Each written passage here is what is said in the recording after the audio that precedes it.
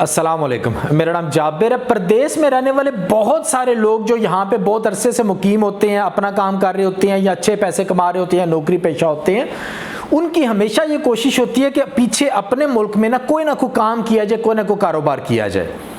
अच्छा, इस सोच के साथ वो वहाँ पे मौजूद अपने रिश्तेदारों को, अपने भाई को या अपने दोस्तों को पे नज़र रखते हैं और उनको कुछ पैसे देते हैं या उनके साथ मिलकर कोई ना कोई काम शुरू करने का सोचते हैं।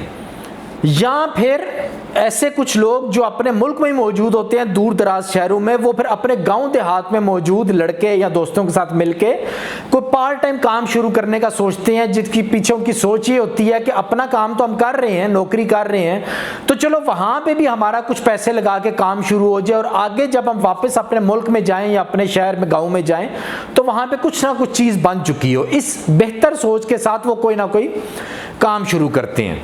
और जब ये काम शुरू करते हैं तो इसमें 90 to 95% लोग ये होते हैं जो हमेशा नुकसान में ही रहते हैं। वो हमेशा कुछ अरसे के बाद रोध हो रहे होते हैं कि वो जिसके साथ हमने काम शुरू किया था वो हमें कुछ फ़ायदा नहीं देता, उसने हमारी गाड़ियाँ भी तोड़ दी हैं, उसने हमारी दुकान भी ख़त्म कर दी है। तो 95% इन लोगों को हमेशा नुकसान का सामना ही करना पड़ता है। अच्छा, इसके पीछे सबसे जो मेन वजह होती है वो होती है जहालत। आप लोगों की जहालत इसके पीछे सबसे बड़ी वजह होती है, जिसकी वजह से आपको ये सब नुकसान बर्दाश्त करना पड़ता है। और दूसरी बात, आपको ये पता होता है, आपके आसपास हजारों मिसालें ऐसे पुरानी गुजर चुकी होती है जिनमें वहां पे रहने वाले लोग आपको फायदा नहीं दे चुके होते। उसके बावजूद आप भी जब दोबारा से ये सोच के साथ को काम करना शुरू करते हैं इन लोगों के साथ, तो आपको दोबारा नुकसान उठाना पड़ता है। यानी आपको सामने मिसालें भी मौजूद होती हैं, ये नुकसान उन्होंने उठाया, उसके बाद आप भी उसी तरीके से उस काम को शुरू करने जाते हैं और आपको फिर उन लोगों के जरिए ये नुकसान उठाने पड़ते हैं। तो इसमें आपने करना क्या होता है? सबसे पहले आप लोग ये ज़हन में रखें कि ये एक अच्छी सोच है कि आप कहीं पे काम कर रहे हैं तो आप सोचते हैं कि वहां पे भी हमारा कोई सेटअप बन जाए, उनका भी फायदा हो जाए और आपका भी फायदा हो जाए। जो बड़ी 3 गलतियां आप लोग करते हैं, सबसे पहली बड़ी एक गलती आप लोग ये करते हैं कि आप लोग कोई भी रिटर्न कॉन्ट्रैक्ट आपस में नहीं करते, किस तरीके से काम करना है और कि क्या क्या आपस में शर्तें हैं वो सब कोई भी आप लोग तय नहीं करते। क्योंकि हमारे माशरे में कुछ गलत तरीके, घटिया तरीन तरीके ये पाए जाते हैं कि हम लोग पहले मुनासिब ही नहीं समझते, शर्मिंदगी महसूस करते हैं उसका तय करना। लेकिन जब वही काम आगे चल पड़ता है या आगे खराबी की तरफ चल पड़ता है तो उस टाइम हम लोग एक दूसरे को गालियां निकालने में बिल्कुल शर्म महसूस नहीं करते।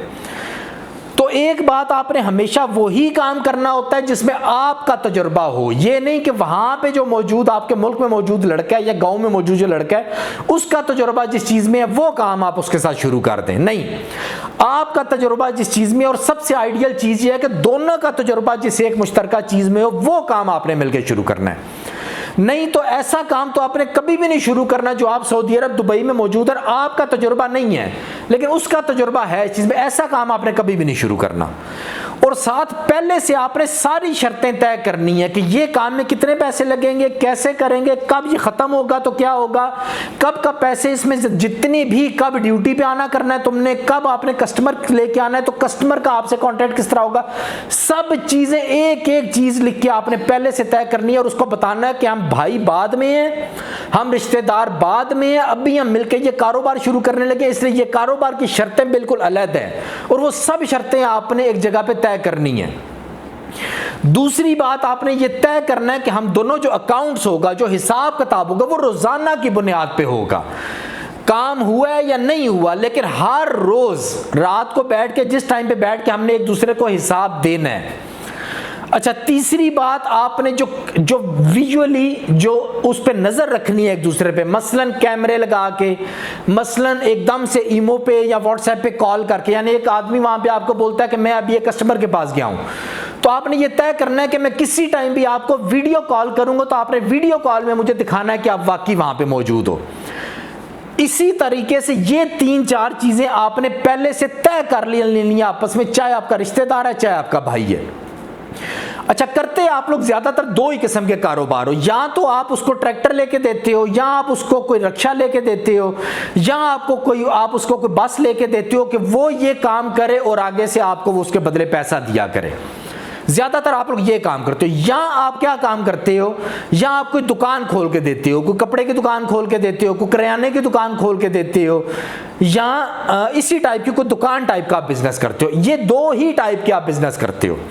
तो इनके रूल्स बनाना बिल्कुल कोई मुश्किल काम नहीं है। आपने फर्ज करें एक दुकान खोली है ना, या एक कपड़े की कारोबार खोली है, आप सऊदी अरब में मौजूद, आपका कंप्यूटर पे सिस्टम बनाने की कोई ज़रूरत नहीं है। आपने वहां पर रैक्स बनाए होंगे, हर एक चीज़ का रैक बनाया होगा, क्या चीज़ इन हो रही है, क्या चीज़ आउट हो रही है, कपड़ा कब, स्पेयर पार्ट्स कब आपकी दुकान में आया, कब गया, उसके पेपर होना चाहिए। उसके बाद उस दुकान के अंदर रैक्स बने हो, एक नंबर रैक्स के 2 नंबर खाने में इतने पीस पड़े हैं। अब जब आप हर रोज की बुनियाद पे आप हिसाब करोगे ना, तो आपको वहां पे आपके सामने हिसाब मौजूद होगा। ये हिसाब बनाना बिल्कुल कोई मुश्किल काम नहीं, थोड़े से पढ़े लिखे आदमी के साथ बैठोगे वो आपको हिसाब बना देगा। नहीं तो मैं किसी वीडियो में ये हिसाब की डिटेल बना के आप लोगों को दे दूंगा। इससे होगा क्या, जब आपने रोज हिसाब करना है ना, तो आपने रोज उससे बैठ के पूछना है कि ये 1 नंबर रैक के 3 नंबर खाने में कितने कैपेसिटर पड़े हुए हैं। अब वो वहां पे आपको बोलेगा, आपको तस्वीर दिखाएगा कि यहाँ पे 5 कैपेसिटर पड़े हुए हैं। आप अपने हिसाब में देखोगे 5 तो नहीं, यहाँ पे 6 होने चाहिए। अच्छा, इसी तरह उसको अब आपको वजह बतानी पड़ेगी यहाँ पे 1 कम क्यों है। अच्छा, इस 10 नंबर रैक के 3 नंबर खाने में दो स्क्रू के डब्बे पड़े होने चाहिए, वहां पे 2 नहीं है, वहां पे 1 मौजूद है। अब आपने उससे पूछना है कि यहां पे ये फर्क क्यों आ रहा है। इस तरीके से जब आप रोजाना की बुनियाद पे आप करेंगे तो आप अगले को मौका ही नहीं देंगे। असल मसला है तो हम अगले को मौका देते हैं, तब अगले हमारे साथ फ्रॉड करते हैं। तो आपने इस तरीके से रोजाना की बुनियाद के ऊपर आपने उनसे पूछना है। उसके बाद कैमरे लगाना, ये थोड़ी बहुत आप तरतीब दे के आप कभी भी नुकसान आपको नहीं होगा, छोटी छोटी तरतीबें आपने देनी है। लेकिन मेन जो इसमें जो पीछे मसला बनने की असल वजह होती है, वो आप लोग जो शर्मिंदगी में मारे होते हो ना, एक दूसरे का प्यार आपके अंदर बड़ा होता है। आप वो बिजनेस को बिजनेस लेके नहीं कर रहे होते। बेशक आपने एक ट्रैक्टर लेके दिया, एक रिक्शा लेके दी है, उस ट्रैक्टर की को मीटर रीडिंग होगी ना, वो रीडिंग आपने नोट करनी है। पेट्रोल आपको वो भर दे रहा है, वो पूरी इनवॉइस रोज की आपको दे, उसके अंदर कितना पेट्रोल है, कितना लीटर पेट्रोल आज यूज हुआ है, और कितने किलोमीटर आपका ट्रैक्टर आज चला है। ये सब कैलकुलेशनें जब आप रोजाना की बुनियाद पे करोगे तो अगले को कभी भी मौका नहीं मिलेगा आपसे फ्रॉड करने का।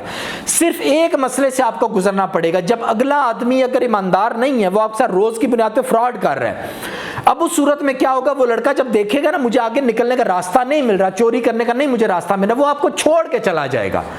तो आपको सिर्फ ये एक, आपको काम का नुकसान नहीं होगा, आपके पैसों के नुकसान से आप बच जाएंगे। सिर्फ आपको ये ज़हन में रखना होगा, जब भी ये मेरा रिश्तेदार, मेरा भाई मेरे से फ्रॉड करना शुरू करेगा, तो ये पकड़ा, जब आप इसको पकड़ने की अहलियत रखते होंगे तो ये भागेगा। वहां से भागने की सूरत में आपको एक दूसरा लड़का अरेंज करना पड़ेगा, जो उस टाइम पे वो ये आपका काम अच्छे तरीके से संभाल सके, उसकी जगह ले सके। तो आज के लिए इतना काफ़ी है, दुआ में याद रखिएगा। अल्लाह हाफिज़।